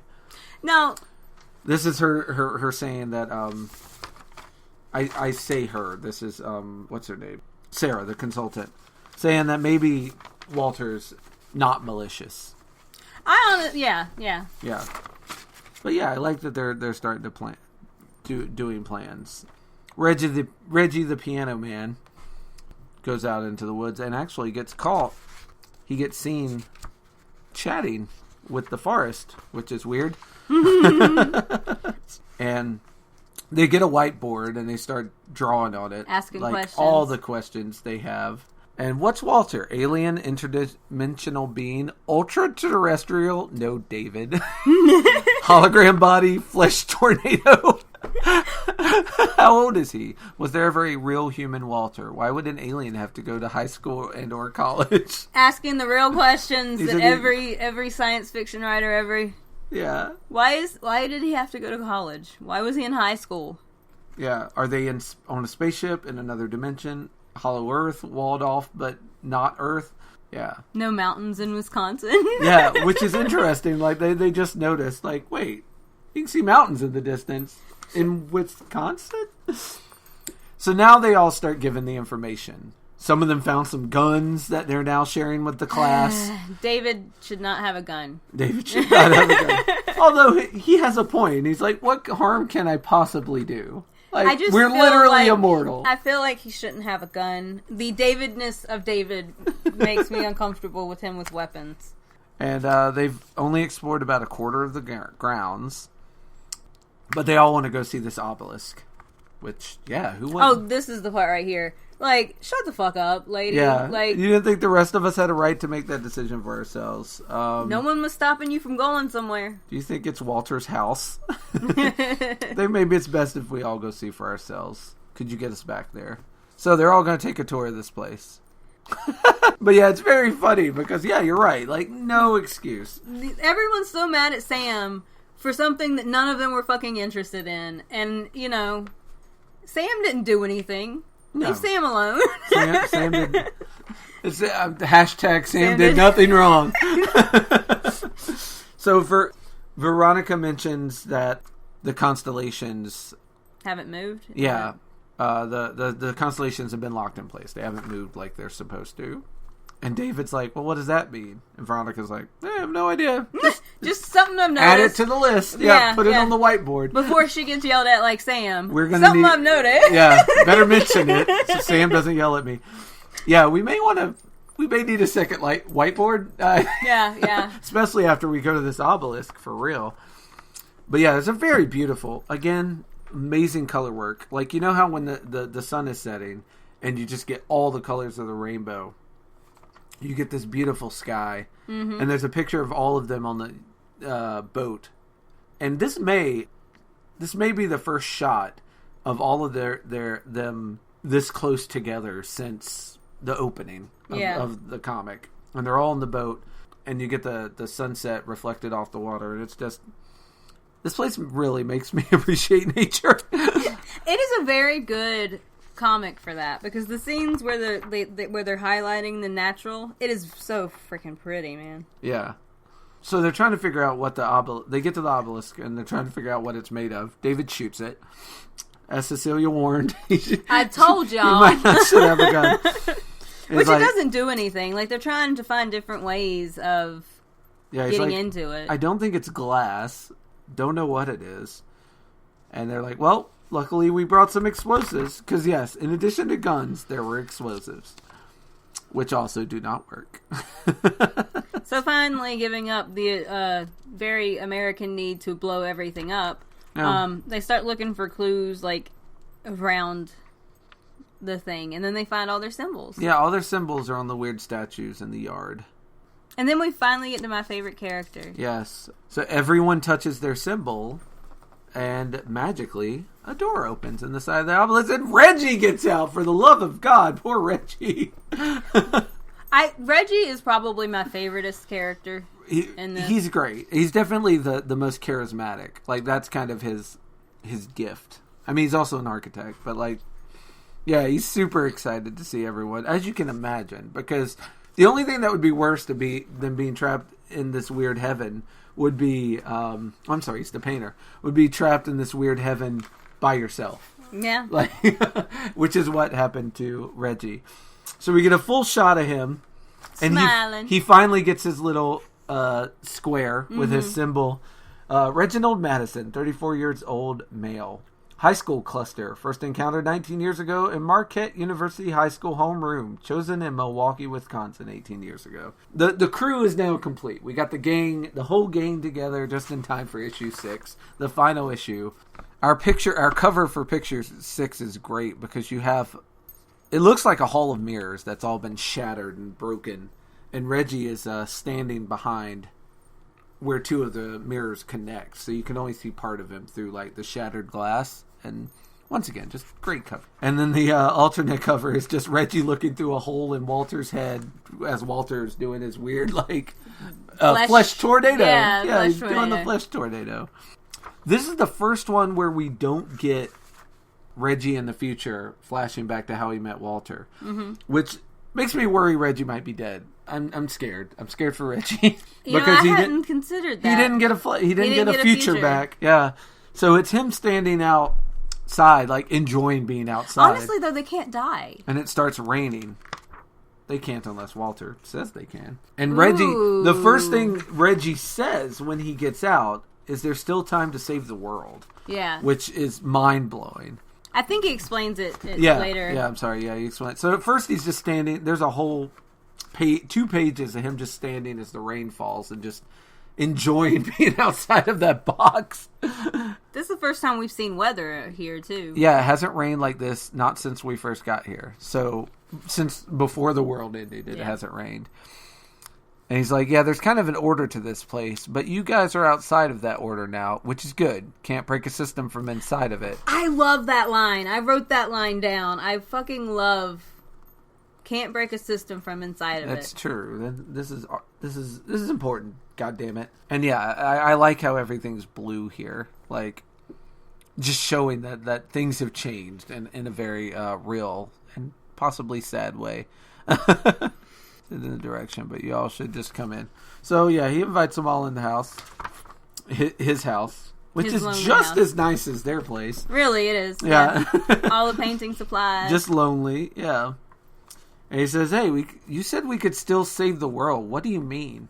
And Reggie says, "I guess I can't know for sure. Maybe it's already started, but that would mean they've decided this experiment worked, and I don't think it's working. Not how they want." So we should still have time. It's like, they, question mark.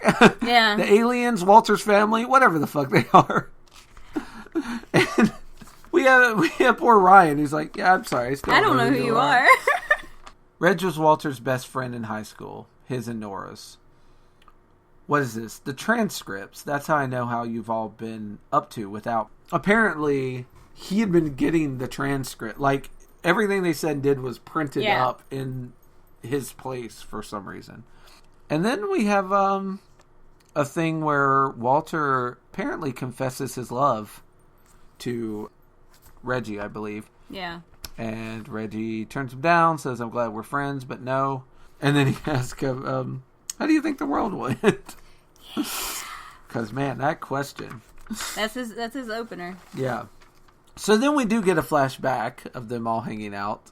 Very funny. I love Reggie. What is it? Is this the part where... So you got Reggie and then Nora pre-transition. Yeah, and Walter. And they're all hanging out. Which Goop is the best Goop, though? They're talking about Goop. Yeah, they're just being boys. Yeah. Boys will be boys. Well, Reggie's doing his painting. Yeah, and they do his name before. Nora's name prior. Prior, yeah. B+. I just think they're doing something, and then Reggie talks about how everyone's a little gay. Yeah. And I really enjoy Reggie. Reggie's fun. Reggie's very fun. And I like also the scene when Nora says, what are you worried about? And Walter says, running out of time. I just wish this could be forever, just the three of us. You could write things and Reg could paint.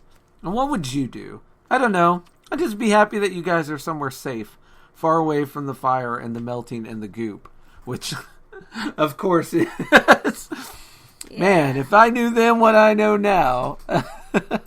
Yeah, and then Reg calls Walter out on sitting in the corner thinking sad thoughts. Because, yeah. We should... Heavy hair heavy hangs the head that wears the crown.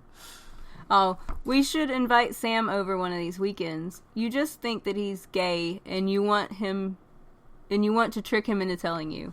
Okay, so maybe. But also, he's nice, and I think everybody is gay, especially all of the cute people. As you're in Walter's pet hetero, I take offense. I am very cute. And I still think you're gayer than you think you are. I fucking love Reggie. He's a nice little shine of light. And Nora, pre-transition, says, I barely like my own horrible body, let alone other guys' bodies. Yeah. Yeah. Reggie called that one. And yet you think you're very cute. That's a paradox. You're a paradox. I love Reggie. Reggie was, after all of the serious shit, Reggie was a nice, little bit of fresh air right here at the start. David and Reggie are both clowns, and I like it. Yeah, so we cut back to another conversation that they're having. I was looking to see what the... Oh, they're going to get together and have a conversation. Like, they're having a sleepover, the three of them. Mm-hmm. Walter, Reg, and Nora. And I just need you guys to promise that you won't hate me. And again, Walter... He's so stuck on that. Yeah. Well, because he knows he's going to kill all their friends. Yeah. So, yeah, he has a good reason for it. And he's like, wait until I tell you first. The world's going to end soon. So the conversation happens. You have this big head dissected by comic panels. And this comic in general, the use of panel work is really good. Mm. But we get Walter explaining that the world's going to end. And scaring the shit out of Nora and Reg. So he shows them. He shows them the flesh tornado. Like, he shows them how he really looks and how they can't perceive it. Once again, he's very sad because he can't talk about this with anyone without then having to make them forget because fuck. Yeah.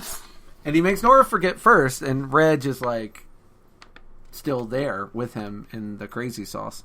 I think part of it though is the different ways that they react, because Nora loses her fucking mind. Like she has a very visceral reaction, and Walter decides that he can't that he's going to erase their memories, but Reggie doesn't lose his fucking mind. Yeah. Like, he's like, okay, yeah, you want to save us? Yeah, you love us. Okay. And Walter's crying at this point. Walter's very upset.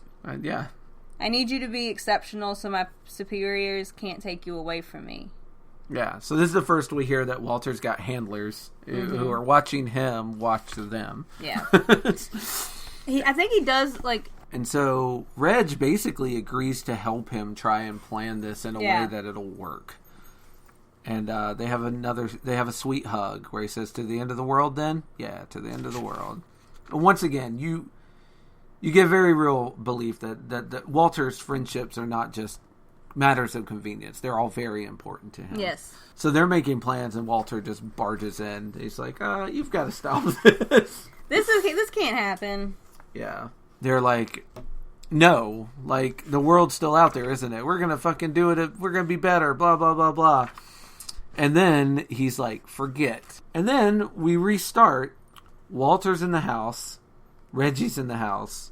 And it's like he reset the simulation. Yeah. He started it over. He's like, okay, we're going to do a different Very good place. Yeah.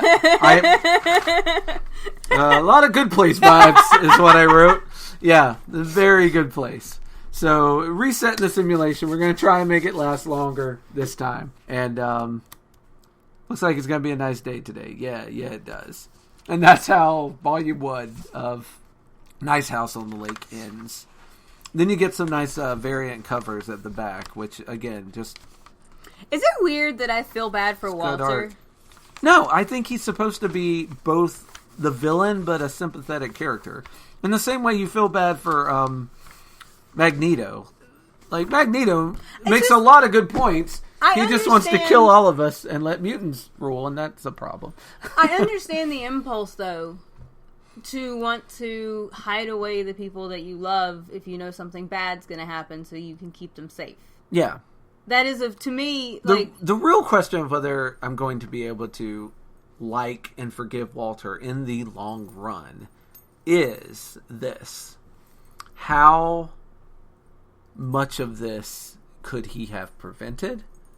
And how much power do the people above him have over him? Yeah. Because if he can struggle against this, and if he didn't, if he's like, I'll just save my friends and fuck it. Like, yeah, I will not like him as much. And spoiler, I've got like issues 7 through 11 or whatever issue they're on now. I've been keeping up with it, and yeah, like I'm still at a point where I haven't decided where I am on Walter yet. So he's a very complicated character. From this in particular, it comes off at the very least like he genuinely loves these people. Yeah, I do not doubt that he loves them. He genuinely wants to protect them. Yes, and even fell in love with one of them. Yeah. Like, I believe that his love for Reggie was real. Like, he really was in love with Reggie. I think something David said before about how he's kind of in love with all his friends. I think Walter was kind of in love with all of them. He was picking them for the simulation, I think. Like, this person will add neat things to the simulation, but the neat things that they added also made them wonderful to Walter. Like, made them unique and great for him. So, yeah, Walter's in a tight spot. I just because the story does set him up, or him and his handlers or his people or whatever. Yeah, we still don't know. Are they aliens? Are they from another dimension? We have no idea. It sets them up as the villain. Yeah. Which, in a context, I can definitely understand, because he took away all of their agency and didn't provide them... And loved ones, yeah. And loved ones. Like, I understand, but he also... It doesn't seem like his purpose is evil. Yeah, agreed. You know, like, it's not like he didn't pick them just to fuck with them. He picked them because he genuinely cares about them. Yes. So, yeah. I was wondering at the end of it if it's weird that I felt bad for Walter, because I do kind of feel bad for Walter. I don't think so, because I feel like I also felt bad for Walter, and there's something sad and kind of pathetic about him, like how he keeps asking, like, "You're still gonna like me, right?" Yeah, like, he wants and craves that validation. Yeah, I get why people keep hugging him. Seems like he needs to be hugged constantly. Like, I quite understand. He's weird, and, like, he's kind of off-putting, and, you know, and he wants you to love him, because he loves you, and, like... Yeah. It's kind of a little culty, also. It's a little creepy, like Jesus. Jesus wants me to love him, because he loves me. I'm like, I'm gonna need more than that. Sorry. Dear God. He's like, well, I also died for your sins. It's like, yeah, but that's a trap you set up. Like... Your dad set up those rules, so... Also, you knew you were coming back in 3 days, so I don't know. I'm gonna need a little more. I need more from you. Yeah. No offense to the Christians who are willing to accept that limited form of love expression, but for me, I need more. Hey, you know what? To each their own. All right, what's my big question? You know your big question. It's written right on the back of the graphic novel. How do you think the world will end? Oh, good Lord. Yes, how do you think the world will end? You go first. Okay, well, I don't think it's going to be nuclear annihilation. I don't think it's going to be the MAD of mutually assured destruction. I definitely think it will be something environmental. But I think it's going to surprise us. I think we're watching the ice caps and we're watching, the greenhouse effect and things like that. I think there's going to be some little bug in the Amazon that's like the topple stone that some other bird eats. That it's going to be a butterfly effect type thing. Some animal's going to go extinct that we didn't realize how important it was to the ecosystem and how things work. Like the way the bees are disappearing. It'll be something like that. Something seemingly inconsequential. And I don't mean that animals going extinct are inconsequential. I mean that we knock out about 900 a week. So inconsequential in scale. Something inconsequential to us. To us, yes. To our selfish fucking asshole selves. Something like that will happen. And then it will cause a snowball effect that will end up us all starving to death because Thank you for adding to my nightmares. Our animal things I already pyramid isn't going to work anymore. Like, the circle of life. The Lion King circle of life will no longer translate. Okay. So the other week, right? Real quick. Cecilia is wearing a shirt that says life was good with a tombstone on it. So she can't act like this is the first time she's thought about this. Man, well, this is exactly the problem. It's not the first time I've thought about this. My nightmares are regularly made of scenarios where I'm trying to decide how my children are going to survive in the apocalypse. Mine are about not having pants where I ought to have pants, but please continue. Yeah, we're all individuals. Mine are much more self-centered. But the other week, it was really warm, and I opened the window up in the middle of December. Or at the end of November. And I had this creeping thought of... Why so warm? The heat wars in the next 30 years will be great. So I also am of the opinion that it'll be something... They will be great. If you invest in the right companies, your stock portfolio is gonna soar. I kind of wish it were a nuclear apocalypse, because then at least I'd know where to stand so that I'd definitely die. Because I don't want any involvement of, like, trying to survive it. You don't want to be at the nice house on the lake. No. Snuff me out quick. Yes, snuff me out real quick. Look, I think people are fucking awful now. And this is with a fake scarcity that is only socially reinforced. When it's actual scarcities... I don't want any part of that. I also think it'll be environmental, though, and slow and creeping, because all things that are terrible are slow and creeping like snails. I don't know about... Or most horror movie monsters. Maybe we'll get really lucky, and it'll do that thing where the heat makes, like, the ice age happen again. Yeah. And then we'll all freeze to death. All right. Here is... That would be great, actually. That'd be nice.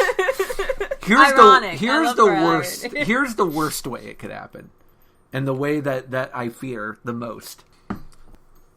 We rise up against a billionaire class. We overtake them, and then we completely fuck it up. And the last thing we hear is someone in a MAGA hat being like, "I told you so!" right before we go into this dark good night. And I told you socialism wouldn't work. And then we fucking, that's how it ends. Should have left it to the free market. Yeah, should have let the free market decide, stupid. Like, that's my nightmare scenario. That is the worst way the world could end for me, is with someone I hate telling me I'm wrong.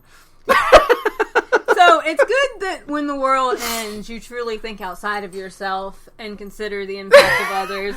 No, I don't want to be wrong. It's alright if everything dies, as long as I'm right. If I get to tell someone I told you so as the bombs are falling, I'll be fine. Dear God. I'll die happy. Cecilia,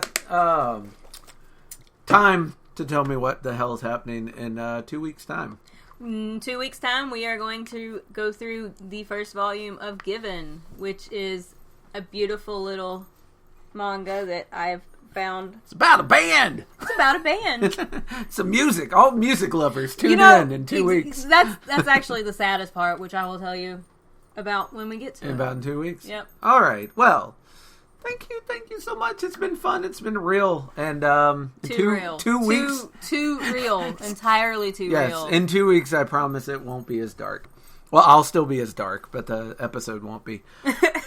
Until then, Reno, Dino, Valentino, and Cecilia Rose signing off. You can find us on all the things. The links will be in the comments.